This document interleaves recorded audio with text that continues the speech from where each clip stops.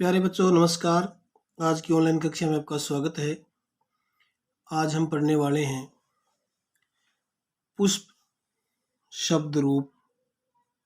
इससे पहले की कक्षा में हमने बालक का शब्द रूप और बालिका का शब्द रूप का जो अध्ययन कर लिया था, समझ लिया था।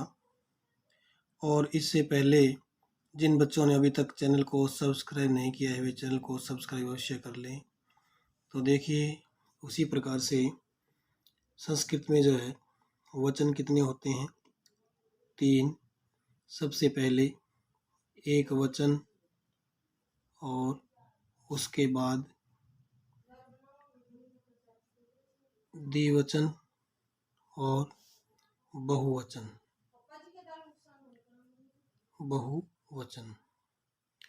और सबसे पहले जो व्यक्ति होती है वो होती है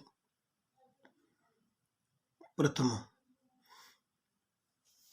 देखिए, प्रथमा विभक्ति में बनता है पुष्पम एक वचन में और पुष्पे द्विवचन में, पुष्पाणि बहुवचन में। यानी पुष्पम, पुष्पे, पुष्पाणि। इसके बाद द्वितीय विभक्ति एक वचन में वही पुष्पम, पुष्पे, पुष्पाणि। यानी पुष्प जो शब्द है वो नपुंसकलिंग है और अकारांत है, इसके अंत में है, जिसकी प्रथमा विभक्ति और द्वितीय विभक्ति बिल्कुल सेम बनती है। पुष्पम, पुष्पे, पुष्पाणि, पुष्पम, पुष्पे, पुष्पाणि। इसके बाद तृतीय विभक्ति से लेकर के संबोधन तक जो इसके शब्द रूप हैं, इसके जो रूप हैं वो पुल्लिंग में अकारांत, जैसे बालक का है वैसे ही चलेंगे। जिस प्रकार से बालक की तृतीया में बालकेन बनता है तो यहाँ बनेगा पुष्पेण, पुष्पेण बनेगा। न के स्थान पर न हो जाएगा इस शय होने के कारण।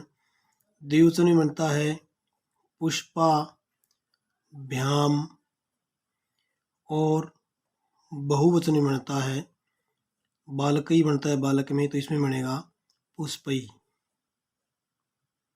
यदि आपके बालक का शब्द रूप याद है तो इसके बाद जो तृतीया से लेकर के संबोधन तक आप बालक के अनुसार लिखोगे तो ये शब्द रूप वैसे ही है, याद शीघ्र होगा। इसके बाद देखिए चतुर्थी विभक्ति। चतुर्थी विभक्ति में बनता है पुष्पाय, पुष्पाभ्याम, ऐसे ही। और बहुवचन में होता है पुष्पेभ्य, बहुवचन में बनता है पुष्पेभ्य। इसके बाद आती है पंचमी विभक्ति। पंचमी विभक्ति में बनता है पुष्पात, द्विवचन में पुष्पाभ्याम और बहुवचन में पुष्पेभ्य पंचमी के। इसके बाद आगे आती है षष्ठी विभक्ति।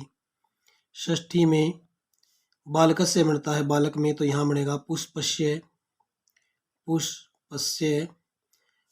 आगे होता है पुष्पयोः, यानी पुल्लिंग के समान ही। और बहुवचन में बनता है पुष्पाणाम। इसके बाद देखिए सप्तमी विभक्ति। सप्तमी में बालक में बनता है बालके, तो पुष्प में बनेगा पुष्पे।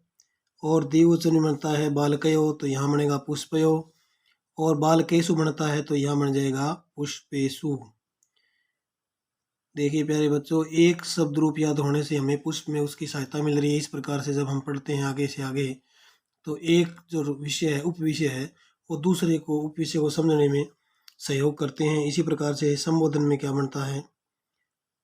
संबोधन में हम कह सकते हैं हे पुष्प, हे पुष्पे, और आगे कहेंगे हे पुष्पाणि।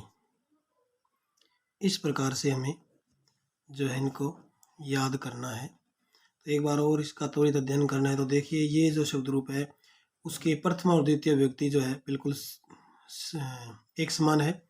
इस प्रकार पुष्पम पुष्पे पुष्पाणि, पुष्पम पुष्पे पुष्पाणि।